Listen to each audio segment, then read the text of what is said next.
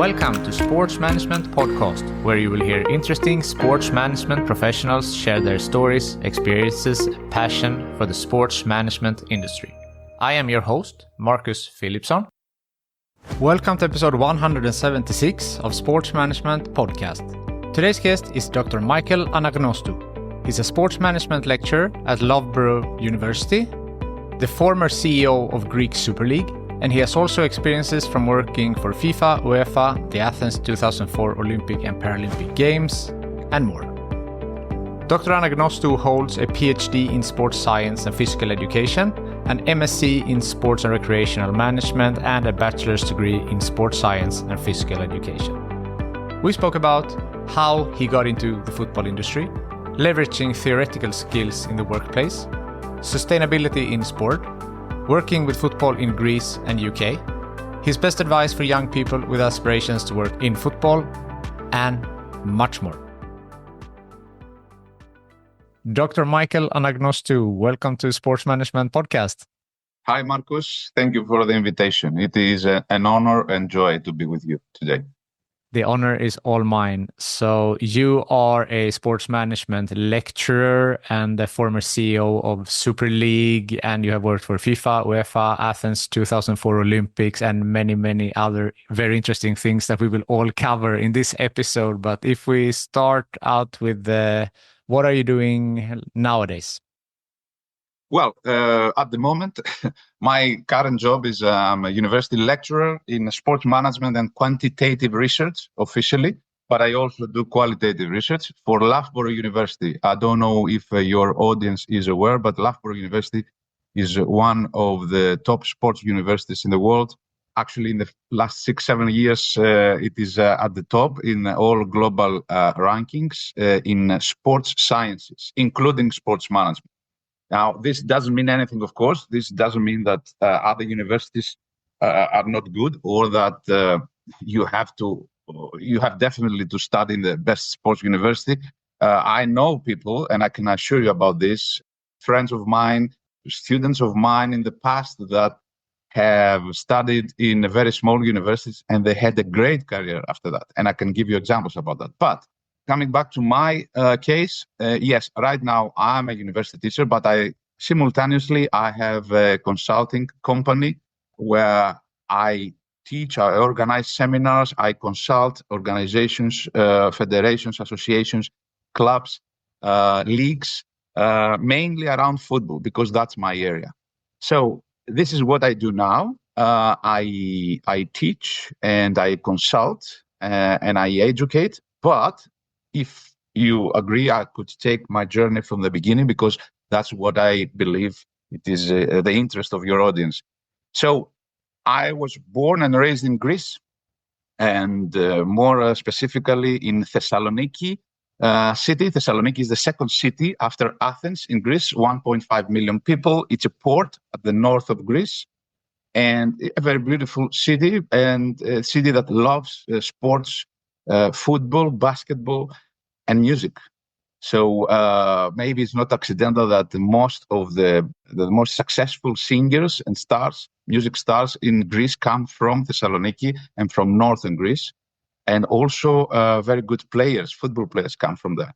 So traditionally, like most of us, I used to play with my friends in the school, and then someone picked me to play for an academy. Aris Thessaloniki is my hometown club. My favorite club. So I started playing for Aris Thessaloniki when I was 10 years old. And I played throughout all the academy departments, under 10, 11, 12, etc., until I played as a semi-professional for the first team. I signed a semi-professional contract. I started playing with the first team, the professional team, their friendlies, and going with them in their pre-season preparation gatherings and tours. But then, the story, an injury came, which didn't allow me to play professionally. I tried that 2 years, and then I moved, and I couldn't come back properly. When I was a bit ready, I started to play again for the third division club, Panthrakikos FC. But again, I had the injuries, and I decided to stop playing football very early. 21 years old, I made my decision to focus on my studies, because at the same time I started studying sports science and physical education. So I said, better to concentrate on that, finish my studies, and see what I can do in my life. So I say that as an example that, every failure, it's a new start. It's a new beginning for something different. So don't be disappointed. And maybe some of your audience, some people that listen to this podcast are football players, or that players that had problems, injuries. Don't be disappointed. That's when life starts. You have to get the positives and move on in your life. So after my short, let's say, semi-professional football career, I have to say that I was playing for the national team of Greece, under 16, under 18. I was playing for the regional team of Macedonia in Greece, and I was a champion twice, one with Aris under 21, and one with the regional team of Macedonia, northern Greece. And that's how actually I got some bonus to get in the university. I was a good student at school. I was a good pupil. I was reading. But the truth is that after 15, 16-year-old, when the trainings were so much, when I started training with a professional team, at the same time going and train with the national team, the regional team, I didn't have much time to study. So I was coming back knackered, from the trainings. It was 9 o'clock in the night, 10 o'clock in the night, and I had to read, I had to study until 1 or 2. So I did that for a couple of years, but after a while, it was impossible. So I could see myself getting weaker in school. I didn't like it, but I tried. And then, maybe that's the reason why I preferred, and I admit that, I prefer the easy solution. The easy solution for me, it was to get the bonus and get in the sports science university. Now, if I would go back, it's not that I didn't like sports science, but it wasn't my type. I could never imagine myself being a performance analyst, or a coach, or a trainer in the school. I always liked, communication, management, business, that kind of stuff. But I was a bit lazy, I had to say, and I prefer the easy solution to get the bonus and get in the sports science university with no effort, actually, with not much effort, actually. And then when I realized that, well, I know that this is not what I want to do in my life, I try to look around what else. And then I realized that the town that I was studying at, it is called Komotini. It's at the northeast of Greece. It was the best sports science university in Greece, but there were many people there, many lecturers that studied in US sports management. And they were the first people in Greece at that time, 1991, that went abroad and studied sports management. And I became friends with them. I started to help them to establish sports management as a proper module in the school. And I did the research for them. And these are the people who told me, Michael, you like marketing, you like management. Why don't you go and have a master's in sports management? You have to do this. And I thought about this. I discussed this with my parents. I have to say that my father used to own a furniture business, and I worked in his furniture business for a while. But it was something else that I didn't like it. I mean, I liked business, but I was attracted by sports. Sports management. All this obsession for football, especially. So I discussed this with my parents, who helped me a lot. They financed me. They gave me the money to go and study in England, in Sheffield University, and I did my master's. Now, the truth is that when I went there, and, maybe people, don't know what they want to do in their lives, but I can assure you, nobody knows. Very few people know what they want to do in your life. So don't worry about this. Even now, people don't know what they want to do. Even now, sometimes I wonder if I did the right things. But when I went to England, I went to England after I finished my military service. In Greece, you have to serve your military service. At my time, it was 18 months. Now it is something like 9 or 12. So after I finished my military service, I finished the university, I finished my military service, and then I went to England to do my master's. Now, when I went there, I was thinking, all right, I'm going to do a sports management degree, a master's. I'm going to get some business knowledge. And if I don't work in sports, I could use this knowledge to work in my father's business. That's the handy way. That's the amateur way I was thinking about my career. But when I came to England, because now I'm in England, but when I came to England, I realized that, well, sports management really exists. It's not what we think in Greece. I could see the stadiums, they're all seater stadiums, all covered stadiums, all this beautiful image of English football stadiums, the marketing surrounding the projects, merchandising stores, promotion activities, social responsibility activities in the community. I saw all these things. I said, wow, this is what I want to do in my life. And that's where I belong. And my dream since there was to go back to Greece and change the fate of Greek football. And I know that it was a bit ambitious, but I could see opportunities there. I could see that all these things, people don't know these things. Yes, of course, we could see on the TV, the nice stadiums, but we didn't know what is surrounding the stadiums and that there is a whole football culture. And my dream since then, was to go back to my country and change football. That's how my journey started. That's how I started working in football. And actually, I was in England. I remember it was Easter time. Just before I was finishing my master's degree, it was only 1 year master's degree. And I went back to Greece for the Easter time, and I tried to meet people, to make some contacts and knock on doors and ask for a job. So I went to my hometown club, Aris Thessaloniki, and at that time it was a new chairman. I knew him, and I asked him, "Hi, Chairman, my name is Michael. Thank you for accepting me here in your office. Do you remember me?" He said, "No, I don't remember you. Sorry." "Well, I used to play here," I said, "but anyway, well, I'm in England. I'm doing this and this, I study sports management. If you need anything, any help, like if you want me to meet any agent or any player, or to do anything for you, to send you marketing materials, I will be there for you." He said, "Fine, no problem. Yes, we'll talk." And then I went back to England and I started knocking on the doors again. I sent letters, job application to all Premier League football clubs. And the truth is that they all responded. They all sent me a response back. It was amazing. 20 out of 20 clubs, they sent back a response, which was, in Greece, it would never happen. But they all said, sorry, the classical, response, "Thank you for your interest, but at the moment, we don't want someone like you right now." And I say that because everybody has to go through this.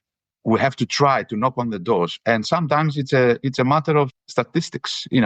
If you focus your research around the area where you think that you have the most possibilities, and if you repeatedly, ask for something, statistically, you will get something. So I didn't succeed in my England career, let's say, but 2 months after the Easter time meeting I had, the chairman of the club rang me and said, "Michael, we are coming to England this summer, and we had a proposal to do our pre-season training in a Stoke-on-Trent facility, the University of Stoke-on-Trent and their facilities. Would you be able to go there and check and report back?" I said, "Of course." And I went there and I took my pictures. I did my SWOT analysis. I tried to implement everything I learned in the master's. And I sent a full report, very detailed back.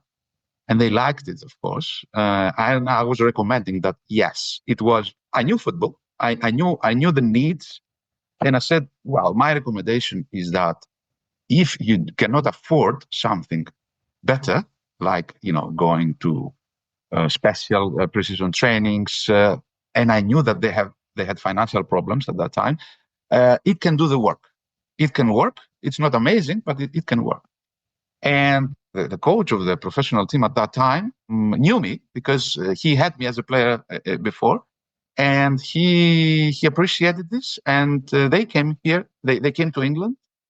And I went there with them. I helped them for 3 days, arranging the operations, doing the interpreter, the translator. And then they went back. They were happy.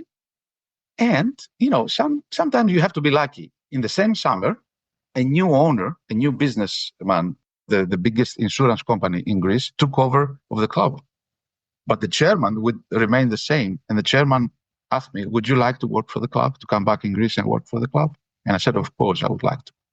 And that's how I started. That's why I started. I was a bit lucky. I was somewhere there. I was a bit knowledgeable. I knocked on doors. So I was patient. And that's how it happened. Yeah, so I think that is a good example to show that you said you were a bit lucky, but I believe also you create your own luck in a sense, and that you put yourself in those situations, you knock on the doors, and also that you were able to leverage knowledge that you got from your education into the workplace. And that's maybe some people struggle when they are in school. When will I ever use this? And why am I learning this? But now that's a good example, all the marketing degree and the SWOT analysis and everything, you used that and flipped it in order to get a job in the sports industry. Yeah, absolutely. You never know what's in the corner, and you have to get ready. You may do something now, a project, a work that you find it useless at the moment, but you will need it sometime later. And even if you don't need it, you will be aware. And if you see other people using this, you will understand and you will be able to communicate with them better. So nothing is wasted. Now, I have to also say, while being in UK for my master's, at that time, there was an interest from the owner of Sheffield United to buy my hometown club, accidentally, Aris. And I asked to see him.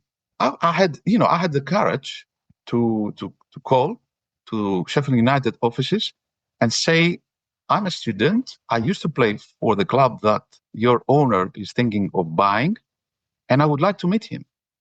And he accepted to meet me. And I had long hair, I had beard, and I went to his office, to this luxury office. And he said, listen, I'm doing my due diligence now in your club. I don't know how things will work out, but if I finally buy the club, I would like to have you as my assistant and be my consultant, because you know the club, you know people, you know the culture, and you also know our British culture. It didn't work out finally. He didn't buy the club, but it was another opportunity that I tried to create for myself. And you have to chase things. You have to dare. Don't be afraid to expose yourself. Don't be afraid of the failure. That's what I would say. Because if you don't try, you will never succeed. If you fail once, twice, 3 times, 10 times, it means nothing. Of course, after 100 times, maybe it means something, that you are not doing the right focus. Maybe you should change your strategy, but it doesn't mean that you have to stop trying. So I went back to Greece and I started working for them, and it was a small club. Actually, right now it's the 5th club, the 5th brand in the country, with a big fan base, 20,000. They can fill a stadium of 20,000, playing in Europa League. And actually, it's my favorite club. I love this club. But they were not organized. There were just 4 or 5 people working at the offices, the administration side. They didn't have a merchandising store, for example. So what I did, apart from starting to read a lot, the contracts, and understand the environment, the rules, the regulations, I started to bring ideas, and I started to implement. It's a bit funny, but while doing my master's in Sheffield, in the marketing module, we had to produce a marketing plan for a sports organization, and I chose to implement to do a marketing plan for my hometown club, Aris, because I knew the environment, I knew their needs. I did my SWOT analysis again, and other kinds of analysis. So I took this plan and I tried to implement it within the club. And you know what? It worked.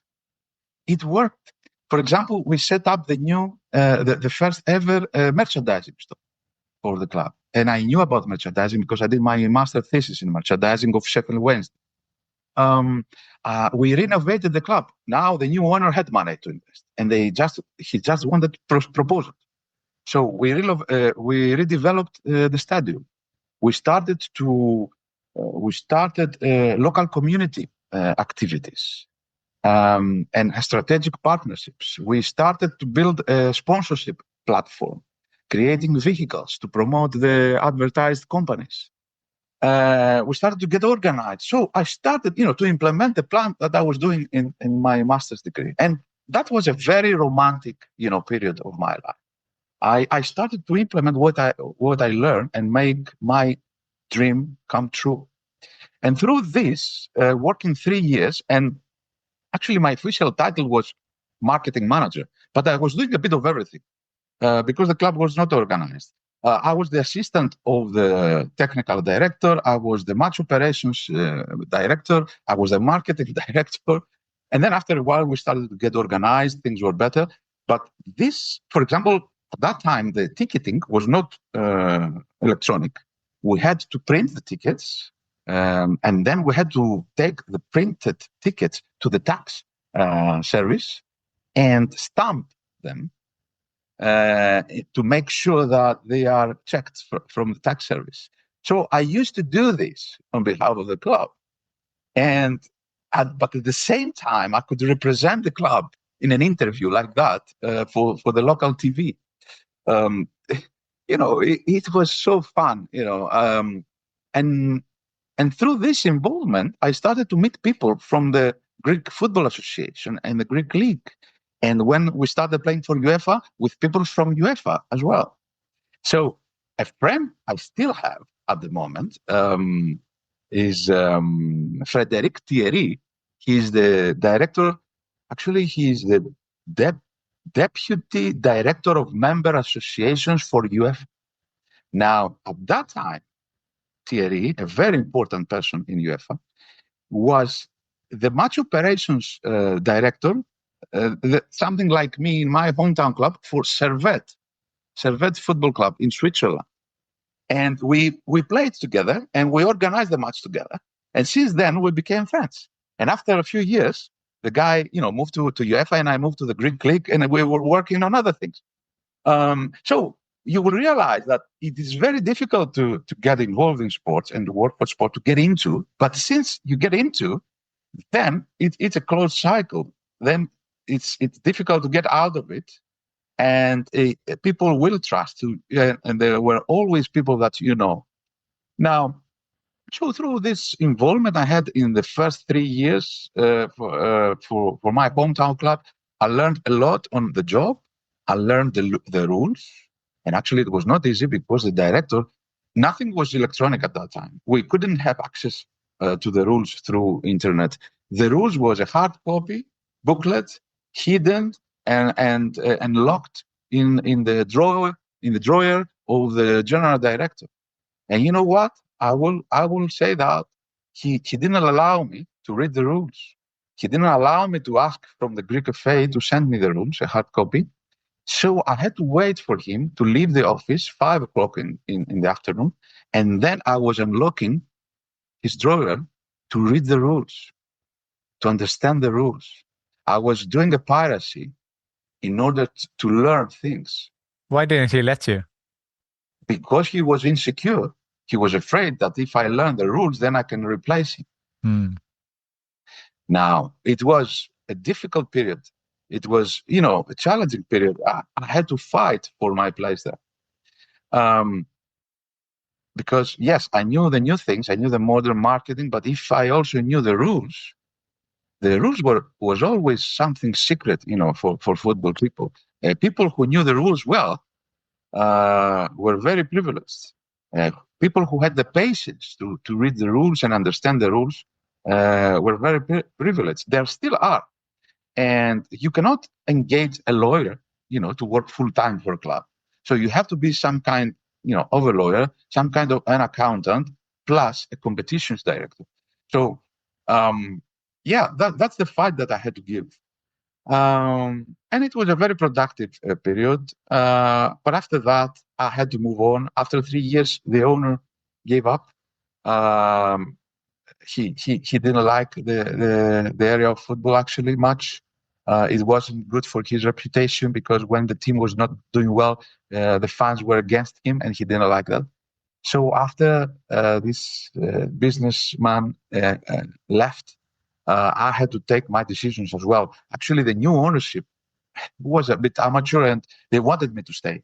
Honestly, they wanted me to stay, but I said, "Sorry, guys, thank you, but I have to try my luck." And I set my agency, I set my office around organizing football and sports events and tournaments. And I tried a little bit of agency with players as well, but it wasn't my type. It wasn't my type. I couldn't say lies to people because you have to promise a lot in order not to lose your clients. And I couldn't do that. I couldn't say lies to parents, or so I decided that this is not the job for me. But the tournaments went really well. The tournaments, we used to take 300, 400 kids. Like, you have a great tournament in Sweden, Gothia Cup, right? Yeah. Yeah, we tried to do something similar in Halkidiki in Greece. It's a tourist place in Greece. And we used to bring, my company, we had around 500, 600 kids from academies from Greece. We gave them space and accommodation by the sea. And at the same time, we would organize football games and tournaments for them. So it worked well. I earned some money, but then it was the time that the Olympic Games came to Greece, and I had to take other decisions. It was, once in a lifetime job to work for the Olympics. So I decided to join the Olympics. I knew people working there. I was member of the Greek Sports Management Association, and because of my master's, so the director of sports for the Olympic Games was member of the Sports Management Association, and Makis Semakopoulos, and he helped me to get the job. Actually, he introduced me to the football director, and he told him, "Listen, I know Michael, but if you don't like him, you don't have to take him. If you like him, you can take him." And then, of course, the director of football for the Olympic Games understood that I know football well. I know people well. Everybody, the Greek FA knew me, the local, the regional association of football of Thessaloniki, they knew me, and they approved me, let's say, because these jobs are a bit political sometimes. But I was a trustworthy person that knew the job, knew football from inside, had the studies, the masters.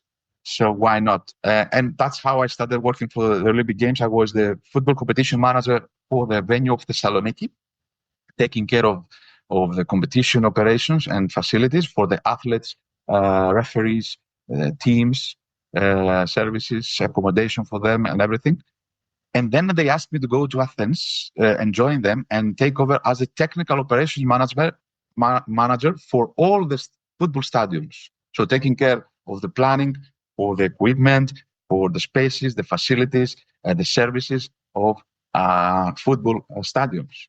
And I did that for 2 years. I moved to Athens, but at the same time, I was keeping my role as the venue manager, let's say, of the Thessaloniki venue. So in the last 6 months, I went back to the Thessaloniki to run the games there. So 2.5 years working for the Olympic Games, amazing experience, amazing project. I would recommend this to people, guys. Join, go if you have the time, if you don't have obligations like family to keep you at home, go and work for big events, because in these big events you will see many programs running at the same time, like security, media, accreditation, even clean and waste. People, experts from different areas sit at the same table to organize something. And this is amazing. It's not just football. It's a lot of things. Yeah. And a lot of volunteer opportunities at these events also. Well, yes. being a volunteer is a start to getting involved with something. I am a volunteer even now. I'm 51 years old, and I'm a volunteer for the English FA women's games. I go there and I'm the team liaison officer on behalf of the away teams. But I am, recruited by the English FA because I want to be somewhere there. You never know when they will need me for a professional opportunity, for the paid opportunity. So you have to be there, even on a voluntary basis, whatever you have done in your life. And nice to hear about Makis Asimakopoulos. He was actually the very first guest on this podcast, and I went to school with his son and know him well. So very, very good guy and nice family in general. Yeah. Really, Makis is superb. Makis is superb. And, Makis was, the man who developed the Athens marathon in a big project. He took the Athens marathon from a small event and he converted this, in 20 years in something, in a big, in a major, let's say, global event after the Olympics. That's what he did. Yeah, so that I could say a few things about my experience in the Olympic Games. Yes, please. Like, in the Olympic Games for, let's say, 6 years before the game, they started planning. They started planning vertically. So every sector, let's say competitions, athletes, media, broadcasting, security, every sector was planning vertically. What are their needs in terms of spaces, equipment, people, and activities? They had to write everything down. Every sport, every sector. Now, in the last 2 years, there was a process which was called venuization, which that all the sectors now, let's go to our venues. So if we are talking about, let's say, the tennis venue, so all the sectors would have to sit in the same table and start working together. For example, the journalists, the media, wanted access from a specific point of the stadium. But let's say me as the competition manager, my athletes would have access right beside the journalists, which, teams don't like it very much. They don't like to be exposed, just before they come. Yes, in the mixed zone, but they don't find it ideal. I just say an example, right? So we had to work together with the media manager and find a solution which works properly for both of us. Because you cannot put the journalists, to access the stadium from far and then, walk through the pitch and go to their seats. So we had to find solutions together. Security wanted some things to be implemented, but the sponsorship or the marketing didn't like this, for security reasons that the sponsors would be hidden. Things like that. You had to plan together, and that was another amazing experience. The games did really well. Everybody was happy. While working for the Olympic Games, I started my PhD, actually, working. It took me 6 years in total to do this. But because I was doing this part-time, let's say, while working. It took me 6 years, but yes, I have to say that in my free time, I was working on my PhD. Through my experience in the Olympic Games, I met people from FIFA and who appreciated my job. When they joined my venue, Thessaloniki, they find it they said, everything is so quiet here. It was quiet because, we recruited the right people, experts from the town, people who have better experience than me sometimes, having organized European championships of volleyball or basketball or other sports. So I was in a dilemma. I had to recruit around 100 people from my venue. Should I take young, unexperienced? Should I take experienced people? So I decided to make a mix. Now, the good thing with the unexperienced young people, they would be willing to do everything. They would obey, they wouldn't argue, they wouldn't disagree with you. But they didn't have the experience. But you need young people. You need someone to do the work at the beginning. And a new perspective maybe they can bring. And a new perspective, yeah, a different view of things. Now, the experienced people, they had an opinion. They have an opinion about everything. They don't like everything. Sometimes, they feel that they are making a favor to you, but you need their experience. So I decided to make a mix and put, in the key positions, experienced people, and then in positions that it needs hard work, more experienced people. Less experienced people, younger ones. Not in terms of age, in terms of experience. So it was a great mix. It worked well. And then FIFA appreciated that, and they asked me to go and work for their events, for their World Cups. And that's how I started working for FIFA World Cups. Because we have to say that during the Olympic Games, the international federations are the ones that command, let's say, the competition side. It's not the Olympic Committee. So we had, let's say, in terms of competitions, and especially services for athletes, to obey whatever FIFA was saying. And then FIFA asked me to go and work for them, and I started working in FIFA Youth World Cups. I worked on a part-time basis. Actually, you go there for a couple of months and help them to organize the games as a general director. So I was the general coordinator. That was the title. I was the general coordinator for Korea 2007 under 17 World Cup, Nigeria 2009 under 17 World Cup, Mexico 2011 under 17 FIFA World Cup, and Turkey 2013 under 20 FIFA World Cup. I was the general coordinator for a specific venue in these events. Another amazing experience, traveling, meeting new people, organizing things. The challenge there was to organize an event in a very short period with people that you didn't know before, people from the local organizing committee and people from FIFA that comes from different corners of the planet. It was very useful. Now, after the Olympic Games, and that's why I say you have to be somewhere there, and you never know what's in the corner. My boss in the Olympic Games, the football director, became the CEO of a newly established football league in Greece, the Greek Super League. So the first person that he asked to join was me after he joined. So I became the competitions director for the Greek Football League after the Olympic Games. And it was like building a league from scratch, organize everything, new rules. I remember I was keeping the red and yellow cards of the league in my laptop for the first 6 months. I was so afraid that something may go wrong because we're not organized. This league started, in a night, and we had to make it run, to make it work. But at the same time, we were planning the future. So that was the challenging thing, keeping everybody happy, but planning for the future as well.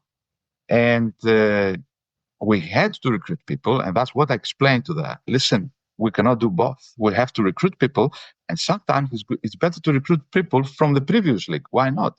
There are some very good guys, very experienced guys there. I know them. I worked with them when I was working in Irish Football Club. And why not? So we recruited people and we started building the new league, but in new foundations, let's say. So we took people from the Olympic Games, people who worked in the Olympic Games and had these experiences. And we tried to implement whatever we saw in the Olympic Games and FIFA World Cups in the new league. We created a new delegates department, for example. We created new procedures, new policies. We started putting the clubs under pressure to improve their facilities. We asked from the federation, they put us under the umbrella of the UEFA licensing system so that we have to do things in terms of sporting criteria, legal, financial, and facilities and infrastructure. We created new branding. We set up our new first central broadcasting agreement, our first central sponsorship agreement with the Greek Lottery at that time. So I was 5 years the competitions director, a bit challenging, especially the match operations, security, many security issues. We had to work together with the police, but with a different mentality. So I will give you an example. The mentality at that time of the police was that, you know what, it's good sometimes to have hooliganism. Because if we don't, what is our job here? So you have to fight with mentalities like that, with people that didn't want to resolve the problem. They wanted the problem to be there so that they have a justification for their presence, which is mad, which is crazy. So different experiences, more, let's say, hardcore experiences, and tough. But after 5 years, I was, honestly, I was thinking of leaving. I said, all right, I built some things. I don't think that it can go any further. But then the CEO left and the CEO position was open. And I applied and I asked for the job and I got the job. So, and that was, I couldn't believe this, because a few years ago, I was in Sheffield University, and dreaming, of how I can change the fate of football in my country. And it looked like a very long, vision. And now I would have the opportunity to do this. And it was a very productive period, too much politics involved. I did a lot of things. I was lucky to have a very good chairman, president for 2 years. We worked together. And we did amazing things, new programs, documentaries, social responsibility programs, improvement of facilities, establishment of new youth leagues, working together with the federation, working together with UEFA and the professional football leagues. It was a very productive period. We increased, although we were in the middle of a recession crisis, financial recession, we increased the ticket sales 25% of the clubs. We increased the sponsorship income something like 500%.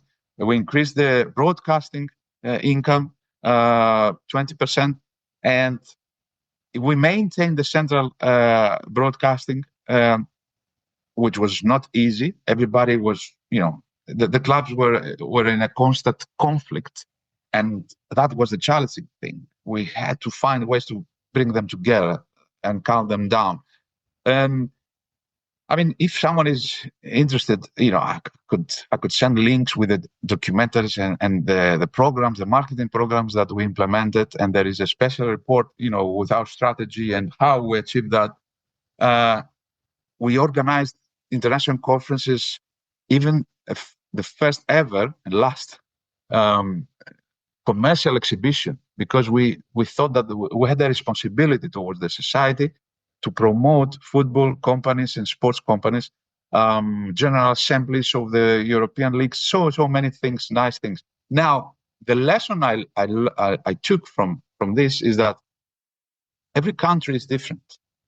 You cannot become a Premier League in a night, maybe never, because it's not only about you and the league and the sport. It's about the culture. It's about the country. It's about the police. It's about, in football, that's the positive and the negative, that you have to work with many stakeholders. So if these stakeholders don't care, you cannot change much. So you have to apply a change management strategy to change their attitudes. So you cannot change the world. Sorry, you can change the world, but you cannot change everything. That's the lesson I took. And especially after my chairman left, and another chairman who didn't even know what sports sponsorship proposal is, I couldn't work. I couldn't work well. I gave up. I started, I said, all right, guys, I'm 11 years now. I cannot go back to the basics. I would expect that, people who join, this league would understand at least the basics to move forward. And then that's how I decided to leave and start for other opportunities around. But I was very proud from what we have done so far. And we did progress, the Greek football. We took it from number 20 of the UEFA ranking. We took it to number 12.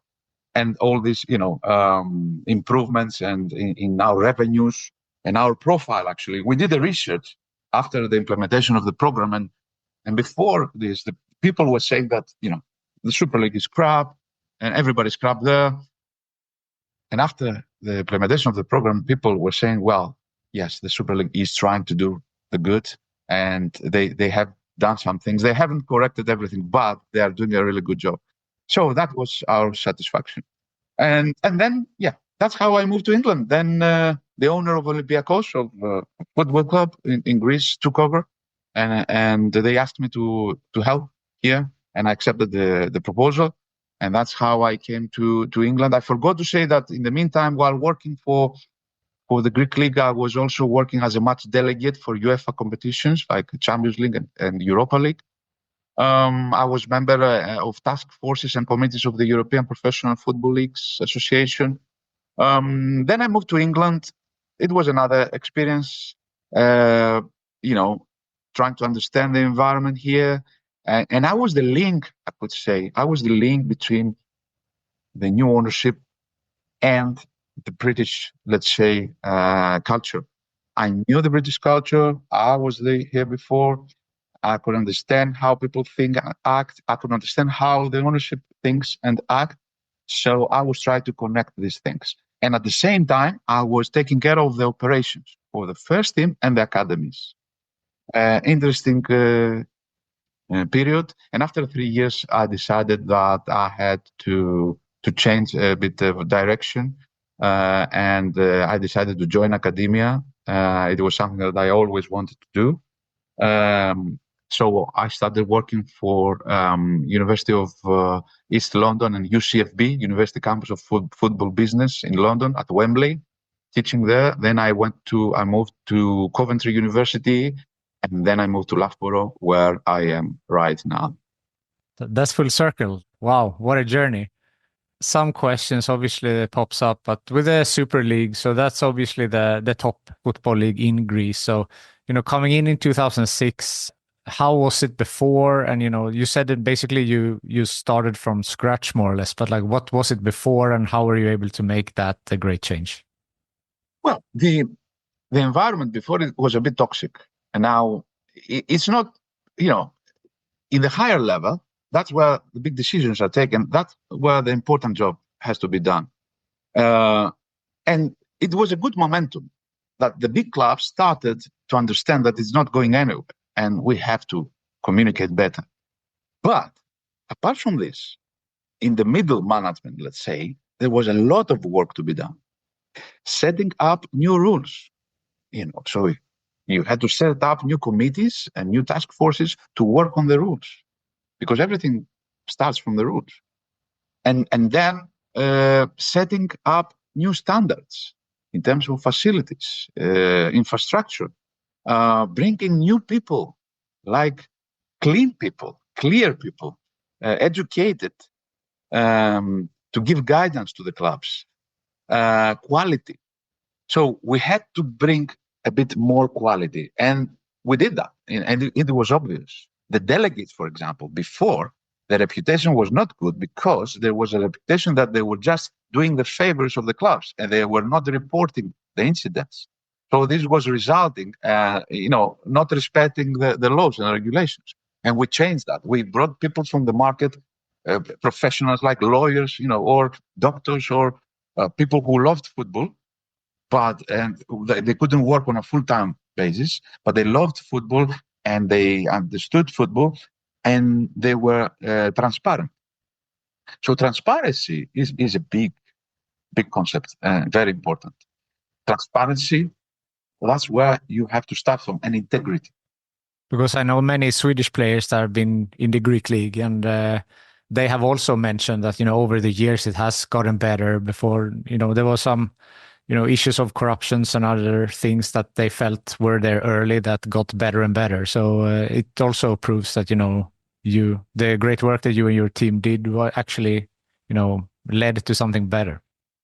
Well, that's the difficult thing in football, is that football is so big that encompass the problems of the global society. You cannot stop corruption. You cannot stop illegal betting. You cannot stop, I wouldn't say, doping is not that developed in football because it's a team sport. And if you don't have a good performance, you can hide behind your teammates. It's not like individual sports. So I wouldn't say that doping is a big problem. But yeah, match fixing, betting, illegal betting, corruption, yes, it is. Now, you cannot change these things, all right? But you can improve the environment so that these people don't need to go to these solutions. So if you improve, let's say, the financial sustainability regulations and the implementation of these regulations, and if the players are getting paid well and on time because of the rules that you set up well, then this player will not fix a match because he doesn't have to pay the electricity for his family. We have to understand sometimes, of course, we don't forgive behaviors like that, but we have to understand that the reasons that players sometimes they are involved in match fixing is not only gambling addiction, is because especially in the lower divisions of the leagues, because they don't get paid, they don't have milk to buy for their kids. So, but if we change the environment, then they don't have to do it. So that's how it will help.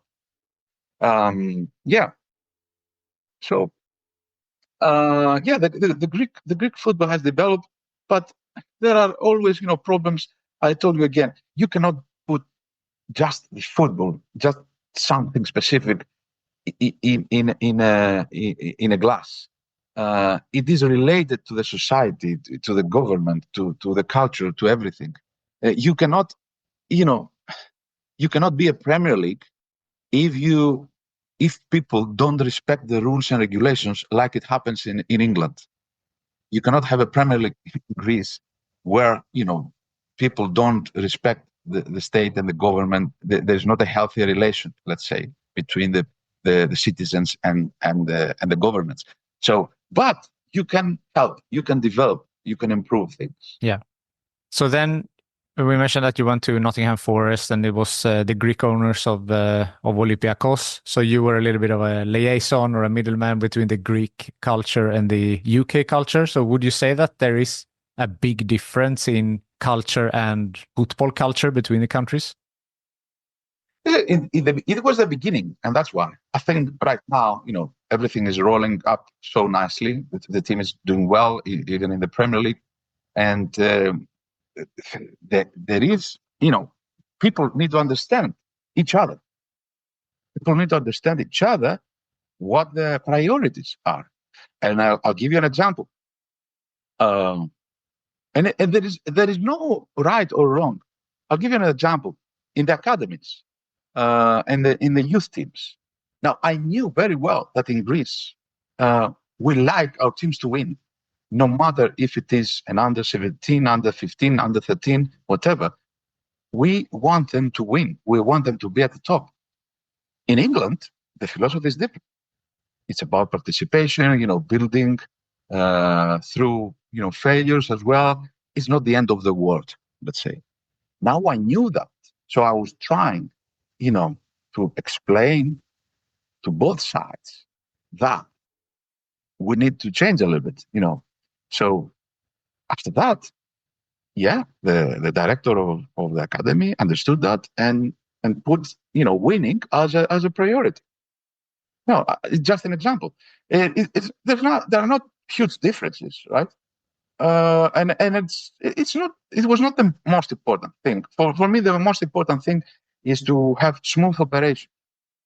Smooth operations like, simple things that would make the life of players easier, like the facilities, the accommodation, the services, the support, and that people were there to understand them, but also to remind them their obligations, development of things, development in the operations, in the facilities. So that was my role, to help the operations keep on running and develop. Interesting. And now you're a lecturer at the Loughborough University, and we were together on a panel a while back, and then we were discussing environmental sustainability in sports, and you have co-authored some papers on that. So how did your interest for sustainability in sports start? Well, first of all, let's be honest. It's a trend, right? And as a scientist, I'm always interested in what happens in the world. And I realized that, the carbon emissions are so much that they are harming now. We all know that. And I try to see, I remember from my times in the league that we had a social responsibility towards the people. And we had not only, to provide football entertainment, but we had to be a platform of knowledge and education. So I have interest around technology. I have interest about environmental sustainability. And, I realized that through research and through reading that football can play a dual role. The emissions from football activities are not huge, right, in comparison to other sectors, to other industries. It's about, transportation maybe, or players and funds. And also, emissions from the stadium operation. But this small, let's say, contribution, if we contribute something and we promote it, it has a multiplication effect in the society, because people love football and football is so popular that it can influence the mentality, influence the culture of people around environmental sustainability. That's the important role that football can play. And that's how I started to dig around this issue. And actually, soon I have another lecture, apart from the one that we met together, online lecture to the Saudi Arabian sports executives online. Loughborough is working together with institutions from Saudi Arabia, and we have an online lecture on 29th of October on environmental sustainability. I'm going to be the key speaker, but I wouldn't consider myself as an expert. We, the university teachers, after some time, we have the flexibility and the ability to take things and combine things and learn about and understand what is important to present. And I wouldn't consider myself as an expert, but you become some kind of expert through study and through research. So yeah, that was my involvement. And there are many programs that can be implemented. And there are many teams that implement programs right now and clubs around the world with great results. And they can be, a best practice example. Forest Green, for example, have based their identity on this. It's an interesting topic. Now, another topic that I'm working on lately, deeply, and I'm going to produce a research for the World Lakes Association in Egypt on 13th, 14th of November, is about multi-club ownership in sports and football. So, because we all have heard about multi-club ownership, but we don't understand what are the types and why this phenomenon is happening. And it's a very growing phenomenon. More than 300 clubs now globally are members of multi-club ownership groups. More than 100 multi-club ownership groups. And it's going to grow even more. So the regulatory authorities, football governing bodies have to be aware of the pros and cons, how we can exploit it, this new reality, how we can take the most of this, but maybe how to regulate it a little bit so that it doesn't harm the integrity of our sport. So that's another interesting area that I'm working lately. I'm happy to do this on behalf of the World League Association. And and I also teach the multi-club ownership topic in my university. And I think that's something that will, it's an area that there is a great potential for research there. So we still don't know what are the opinions of fans around multi-club ownership. We still don't know what are the opinions of journalists about multi-club ownership. We still don't know the impact, the actual impact of multi-club ownership on the performance of the clubs. So interesting times are coming around this topic. Definitely. I was speaking to Jordan Gardner a while back, and I titled the episode "Multi-Club Ownership is the Future of Soccer" because that was a quote that he said. So maybe that is the future, but I'm interested to read your research when you have done your research.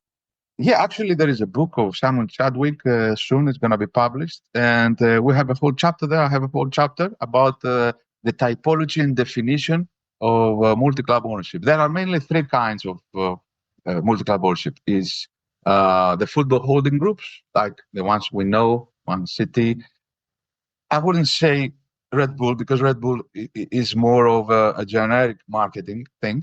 But there are other football holding groups that have possessed only football clubs. There is the private equity form of multi-club ownership. So with minorities or majorities investments on football clubs, multiple investments. And there is the sovereign funds. Sovereign funds are involved in multi-club ownership. So these are the three main types. But the most interesting thing is the combination of this. And this makes things complicated to monitor the influence, the decisive influence, as UEFA says, on the clubs, which could compromise the integrity of the competition. There are interesting times ahead. Interesting times ahead, yes. Approaching the end here, is there something I haven't asked you yet that you want to mention? No, I would like to. I know that people in your audience are people who want to have a career. They're young people. They aspire to have a career in football.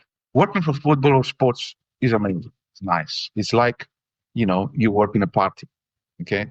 But when we work for the leisure time of other people, most of the times we don't have a leisure time. So I want them to be realists. It's exciting, but you're going to sacrifice some things like your weekends. You're going to work more than you will get paid, but it's something exciting. Go for it and don't be disappointed. Be patient, get organized, study well, take your passports. I call them, the degrees, I call them passports. These are just passports, useful passports. Use for ammunition, use for qualification. You will use all these things in your career, right? Get educated, get involved as a volunteer. If you don't manage to get a job in sport, get something. Go get involved. For example, I tell to students, let's say you cannot find a job in sports, right? If you go and work in a shoe store, a retailing sector, and selling shoes, right? After 6 months, you will have an experience in retailing. Together with your degree of sports management, this could make the ideal combination for the merchandising store. To be recruited in a merchandising store, you could use this. So nothing is wasted. Believe me, I worked in the furniture business. I worked as a bartender. I worked, as an advertiser. I was selling advertisements in a magazine. Everything is. I had my own radio show when I was a student with sponsors and everything. Nothing is wasted in this life. Nothing is wasted. Everything. Take the positive side. Enjoy this, and I'm sure that you will find opportunities to be somewhere around sports. If you work in the catering industry, for example, I'm sure that you will find an opportunity to work in a football stadium, in the catering, and be the catering manager of a football stadium. And then after that, you never know. You may be recruited in the marketing department. So that's how it goes. Don't, expect from day one everything to be ready for you. I give another example. I'm a good friend with John Taylor. Now he's the managing director of Coventry City. And I met John Toiler in Nottingham Forest. He was the assistant of the accounting director. And then he became the assistant director. And then he became the accounting director and the finance operations director. And then he became the operations director. And then they became the managing director of Coventry City. So that's how it goes, step by step. Be patient. I like that advice. I like to finish with a networking question. And you have been in UEFA, FIFA, all around football. So who from your network do you think would be a good guest for this podcast? Very good question. It has to be someone approachable, achievable, feasible. I'm not sure about, have you spoken to Thomas Junod, Director of Education? No. This would be an interesting case. I will have a try, but if it's not that, I will try to find something else for you. Appreciate that. Dr. Michael Anagnostou, thank you so much for taking the time to be on Sports Management Podcast. Thank you very much, Marcus. Thank you. All the best to your audience. Thank you for listening to the Sports Management Podcast. Please hit the subscribe button so you don't miss out on any upcoming episodes. Also, feel free to leave a comment about what you thought about this episode. If you want to get in contact with me, send an email to sportsmpodcast@gmail.com or hit me up on Facebook, Twitter, or Instagram @sportsmpodcast.